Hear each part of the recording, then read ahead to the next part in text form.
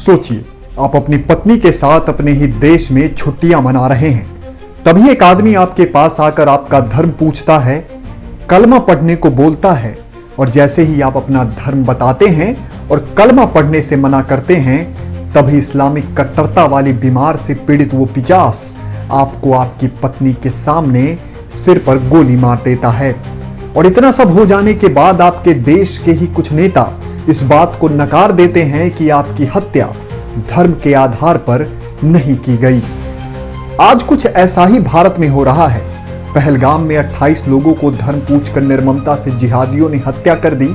उन सभी निर्दोष लोगों को बस इसलिए मार दिया गया क्योंकि वो हिंदू थे। उनकी हत्या बस इसलिए कर दी गई क्योंकि उन्हें कलमा पढ़ना नहीं आता था। उन सभी मासूमों की हत्या इसलिए की गई क्योंकि उनके अंदर मानवता जिंदा थी। लेकिन मन में गुस्सा इस बात से आता है जब मुसलमानों के वोट लेने के चक्कर में इसी देश के नेता शुतुरमुर्ग बन गए हैं। वो इस बात को स्थापित करने में लग गए हैं कि ये सभी हत्याएं मानवता को शर्मसार करती है, इससे धर्म का कोई लेना देना नहीं है। लेकिन सच ये है कि जिन लोगों की हत्या की गई क्योंकि वो हिंदू थे, और इस सच्चाई को 1000 बार बोला जाएगा। इस देश के मुसलमानों को भी यह सच खुलकर बोलना चाहिए। ये बोलने मात्र से वो इस दजदे में शामिल नहीं हो जाएंगे, बल्कि जो इस सच्चाई से मुंह मोड़ेगा वो आतंकियों के समर्थन में खड़ा होगा। कुछ लोग पहलगाम में हिंदुओं की हत्या को मानवता से जोड़कर ज्ञान दे रहे हैं। उनके अंदर की मानवता 7 अक्टूबर 2023 को कहां चली गई थी, जब हजारों यहूदियों को हमास के आतंकियों ने मौत के घाट उतार दिया था। तब इन लोगों के मुंह से मानवता शब्द गायब हो गया था। लेकिन जैसे ही इजराइल ने गाजा को समतल बनाने की प्रक्रिया शुरू की, तो भारत के मुसलमानों ने रोना रोना शुरू कर दिया। सड़कों पर गाजा का झंडा लेकर उतर गए। असल में इसी को दोगलापन कहा गया है।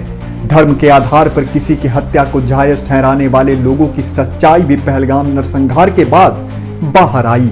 झारखंड के बोकारो का रहने वाला मोहम्मद कासमी जब पहलगाम हमले के बाद पाकिस्तान को थैंक यू बोलता है और मुसलमानों के बीच चुप्पी छाई रहती है, तो सवाल उठेगा, जब पहलगाम में हिंदुओं के नरसंहार की वीडियो पर एक मजहब के लोगों द्वारा हंसी की प्रतिक्रिया सामने आती है और उस पर मुसलमानों की चुप्पी पर सवाल तो जरूर उठेगा, और सवाल उठना भी चाहिए। इस्लामिक जिहाद के नाम पर भारत में खूब तबाही मचाई गई, और इसमें कोई दो राय नहीं है कि पहलगाम हमले के बाद इस देश के मुसलमान के अंदर भी खुशी है, और यह आपको सोशल मीडिया पर आसानी से दिख जाएगा। और यही कारण है कि गाजा में हमास की पिलाई के बाद भारत की सड़कों पर रैली निकालने वाले आज गायब हैं, और जो चंद मुसलमान पहलगाम हमले की सच्चाई बोल रहे हैं, उनके कमेंट जाकर आप आसानी से पढ़ सकते हैं कि कैसे उन्हें गालियां दी जा रही है। अब तो इंतजार बस उस वक्त का है जब भारत की सेना पाकिस्तान के खिलाफ सख्त कार्रवाई करेगी, तभी शायद उन निर्दोषों के आत्मा को शांति मिलेगा।